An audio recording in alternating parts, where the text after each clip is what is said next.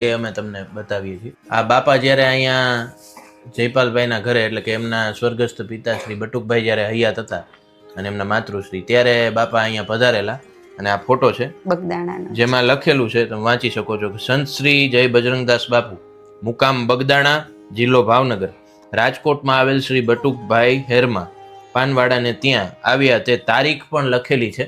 એટલે અત્યારે આપણે આ શૂટ કરી રહ્યા છીએ ને હવે બાપાનું નિર્વાણ દિવસ એટલે કે એ પણ એ જ તારીખ એ અદ્ભુત સંયોગ છે કે 6/1/1977 ગુરુવાર ના રોજ બાપા છે અહીંયા પધારેલા અને એ વખતનો લીધેલો આ ફોટો છે કે જે બાપુનો એકમાત્ર હયાતીનો ફોટો કહી શકાય. છેલ્લો.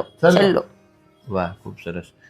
એ સિવાય આપના પરિવાર ઉપર કેવી બાપાની કૃપા અને એના વિશે થોડું આપો. તો તેના બાપાની દયા એટલી છે કે અમારી પાસે અમારી માથે જ્યારે કરજો થઈ ગયો હતો છતાં એમાંથી આજ અમે બહાર આવી ગયા. અમને કોઈ એવું હતું જ નહીં કે અમે એમાંથી બહાર આવી શકશું, પણ એની દયા એવડી થઈ કે 15 લાખનો કરજો ખાલી 51,000 માં પૈતો. ઓહો, ખાલી 51,000 ખાલી 51,000. બરાબર. અને ઘણા બધા આવતા હશે ભક્તો બાપાના દર્શન કરવા માટે? ઘણા પૂનમ ભરવા આવે છે ઘણા. બાકી અમે બધા બેસીને ધૂન કરીએ અહીંયા નીચે દર પૂનમે.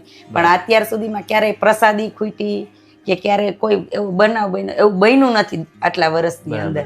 કારણ કે મમ્મી પપ્પા અહીંયા હતા ને ત્યારે એ લોકો બગદાણા જતા પૂનમ ભરવા, પણ હવે એ શક્ય નથી થઈ શકતું એટલે અમે અહીંયા જ ધૂન ભજન જે બાપાનું થાય એ અહીંયા જ કરી છે. બરાબર છે. અને બાપા જ્યાં રોકાયો છેલ્લે તો એ તો મંદિર જ તમારું ઘર બની બાપાની ગયું તો છે. દયા જ છે એમ, પૂરેપૂરી દયા. અને તમે જે વાત કરી કે આ જે બાપાની પ્રસાદીની બંડી છે તો ઘણા બધા ભક્તો તમને એવું કહેતા હોય કે ભાઈ